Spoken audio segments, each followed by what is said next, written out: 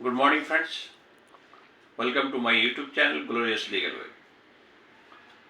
पिछले वीडियो में हम लोग सेक्शंस 45 के ऊपर चर्चा कर रहे थे। Section 45 of the PMLA act, prevention of money laundering act.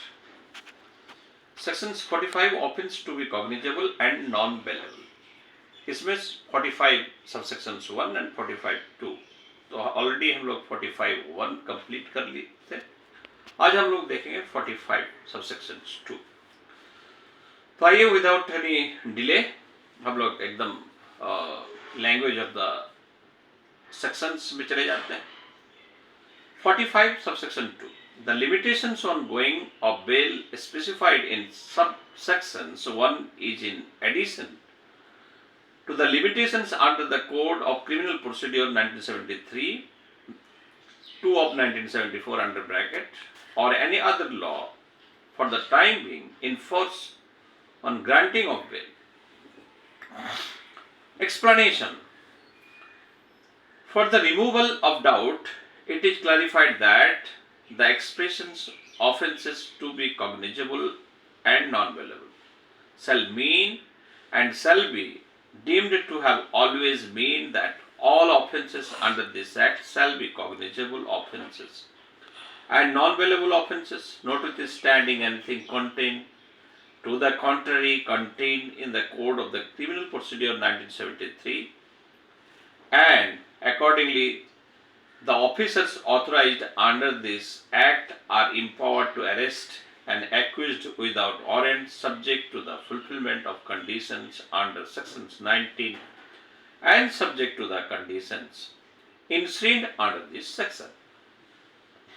तो फ्रेंड्स, एकदम सरल शब्दों में, जिसको हम लोग लेमैन की भाषा में हम लोग कह सकते हैं कि हमारे पीएमएलए एक्ट के अंतर्गत जब कोई केस लॉज हो रहा है तो डेफिनेटली सेक्शंस 19 के जो कंटेंट है, उनके जो क्राइटेरिया है उसको फुलफिल करते हुए ये केस लॉज होता है। और ये जो ऑफेंस इसके संदर्भ में जो लगाया जाता है वो ऑफेंस नॉन बेलेबल है, कॉग्निजेबल है। हम सब जानते हैं, सीआरपीसी में पढ़े हैं कि कॉग्निजेबल ऑफेंस सच ऑफेंस जिसके अरेस्ट करने के लिए कोई वारंट की जरूरत नहीं होता।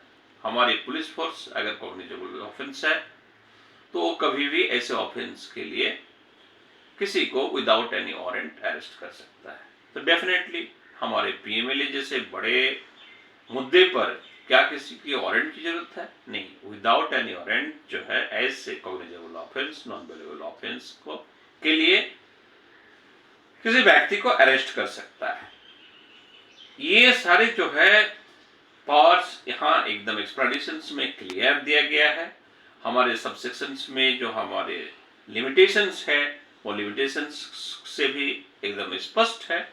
The limitation on granting of bail specified in of subsections 1 is in addition to the limitations under the Code of Criminal Procedure 1973 or any other law for the time being in force on granting the bail. तो simple बात है कि हमारी ये जो sections है 45 offence to be cognizable and non bailable में स्पष्ट कहा गया है कि ऐसे ऑफेंस के लिए किसी तरह की कोई वारंट की जरूरत नहीं।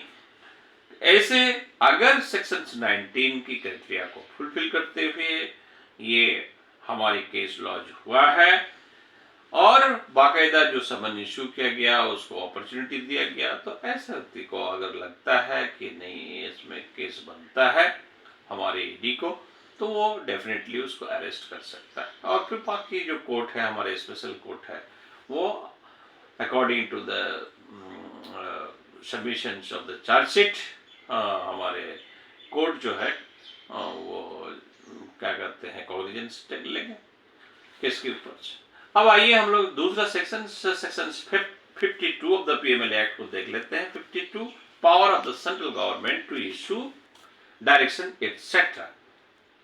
अभी तक हम लोग स्टडी कर रहे थे कि सेंट्रल गवर्नमेंट किसी डायरेक्टर को, डिप्यूटी डायरेक्टर को, असिस्टेंट डायरेक्टर को या किसी अदर ऑफिसर को किसी जनरल ऑर्डर या स्पेशल ऑर्डर के थ्रू वो क्या करेंगे, नॉमिनेट करेंगे, उसको ऑर्डर इशू करेंगे, और उस ऑर्डर के थ्रू जो है पावर से ही वो जो डायरेक्टर या डिप्टी डायरेक्टर या कोई अदर ऑफिसर जो है हमारे सेक्शंस 19 को फॉलो करते हुए ईडी जो है इन्फोर्समेंट डायरेक्टर अपना केस लॉन्च करेंगे।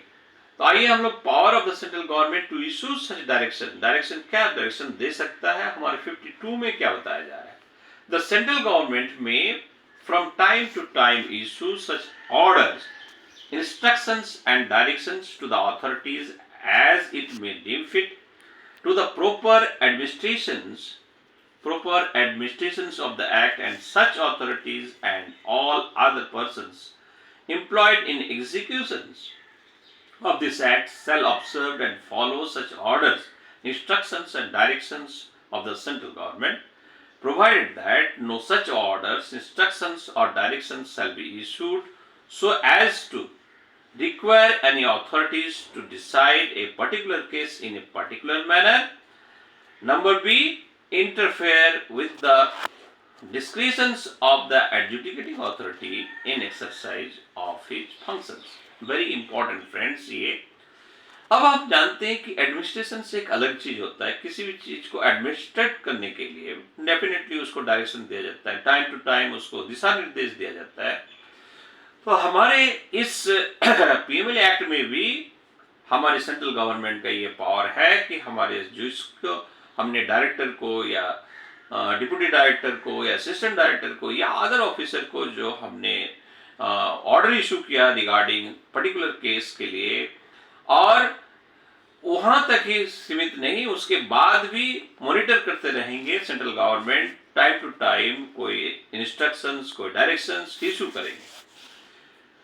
करेंगे for the central government may from time to time issue such orders, instructions and direction to the authorities, ऐसे authorities को as it may deem fit, जो proper हो, जो administration के लिए जरूरी हो।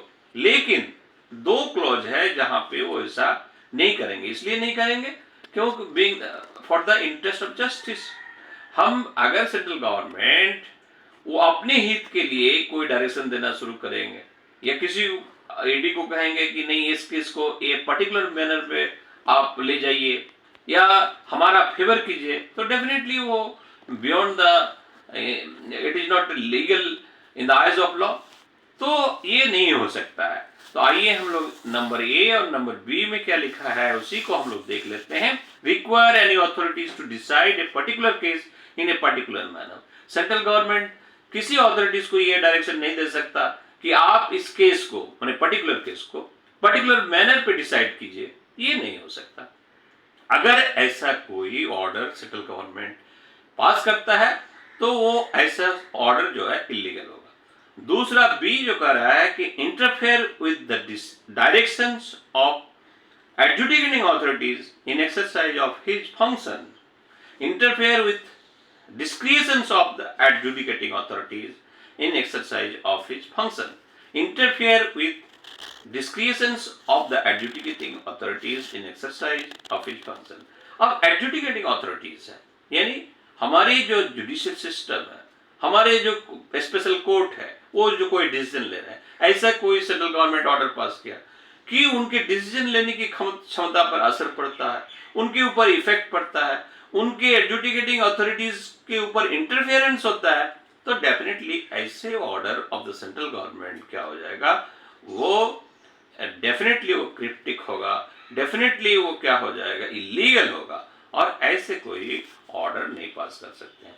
तो सिंपल फ्रेंड्स कि हमारे central government time to time हम जो अथॉरिटीज है उस अथॉरिटीज को डायरेक्शंस दे सकते हैं, किस संदर्भ में कि पर्टिकुलर केस को या किसी केस को हमारे सही तरीके से यानी in the eyes of law जिस तरह से होना चाहिए उस तरह से परफॉर्म करने के लिए। अब आपके मन में सवाल होगा कि ऐसी डायरेक्शन देने की क्या जरूरत है? जरूरत इसलिए है कि ये हाई प्रोफाइल केसेस है, इसमें बड़े बड़े लोगों का इन्वॉल्वमेंट है, मिनिस्टर्स, चीफ मिनिस्टर्स, डायरेक्टर, हमारा IAS, IPS, तो डेफिनेटली कोई ना कोई किसी न किसी तरीके से ये अपने केस को प्रभावित करने की कोशिश करेंगे और इसी के लिए ऐसी सेंट्रल गवर्नमेंट की डायरेक्शन टाइम टू टाइम जरूरत है।